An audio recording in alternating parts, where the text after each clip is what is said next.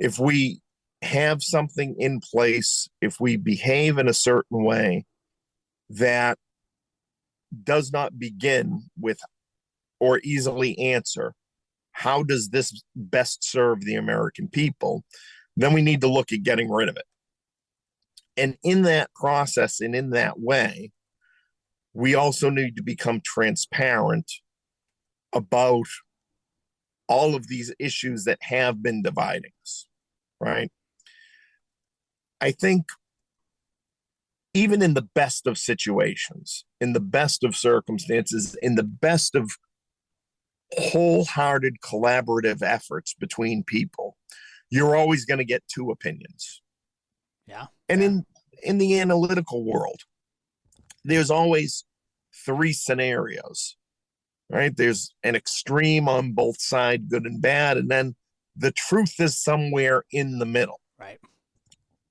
And so if there's the ability, if there is the way to communicate anything back to the American people, when we do the post-mortem, so to speak, of the issues, it's to say, here are the parameters that we were working in, right? Yeah. Here's what was known at the time, and this is what the decision that was made was and why it was made, right? I think, again, most reasonable and realistic people can accept a decision, can accept an action that they may not necessarily agree with. It might not have been their way or what have you. But I think when people understand that you're dealing with the best, you're making the best decision that you can based upon the best information you have in the moment, then it's easier to digest. It's, people just want to understand. Right. And that's what it comes down to. And that would sort of be the crux of my administration would be in communicating ideas and communicating these policies. We need to have more transparency about both arguments. Yeah. And say why the path that we're going on, we believe, is the best path forward. Yeah. Because there's always, ancillary issues and whatnot. Instead of just sort of being dismissive, well, it's all very complicated and, right. Sort of, you're too stupid to understand. No, if the American people deserve the time and effort of understanding the thought process and understanding why we think the decisions that our leaders make are the best decisions in the moment. And then we have the flexibility to change them.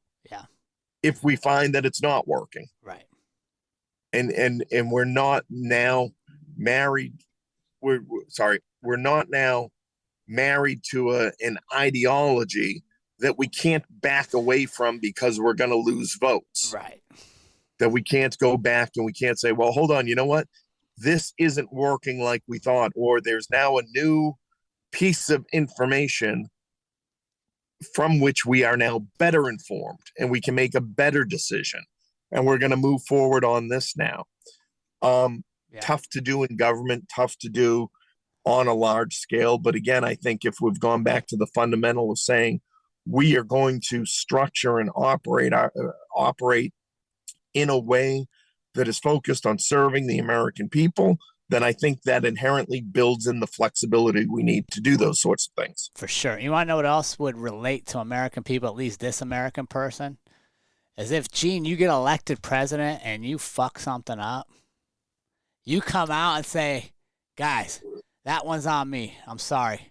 I thought this and it turned out that. We're going to pivot. We're going to get to the middle again. It's on me. Like, that's all I want. Right? Like, right. If you mess up, you mess up. We all mess up. Nobody's perfect. Exactly. I mean, again, it's situations are dynamic, right? For sure. Situations are dynamic. Things change. And that's why I think, that's why I think the core quality of a leader is. That's what that's what the chief executive is.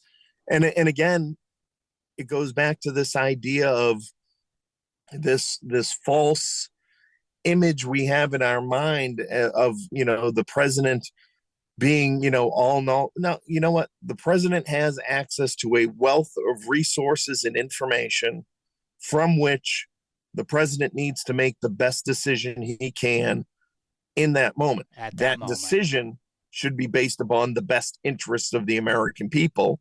Right. And that decision should not be based upon, political expediency on the next election. That's where I think we all go wrong. Yeah. But I think everybody can digest that idea that something turned out to not be the way we thought it was, and we are shifting gears, based on the information we have at the time to make the best decision we can. And that's how most people live their lives. And that's all Right. we'd expect from leaders, is to just be honest with that. So let me ask you this question. This one came in from one of our audience members. How would you make decisions that are good for Americans first while minimizing the influence of the corporations and the political action committees? I think that's a good question. The difference with me is that I'm not interested in being a career politician.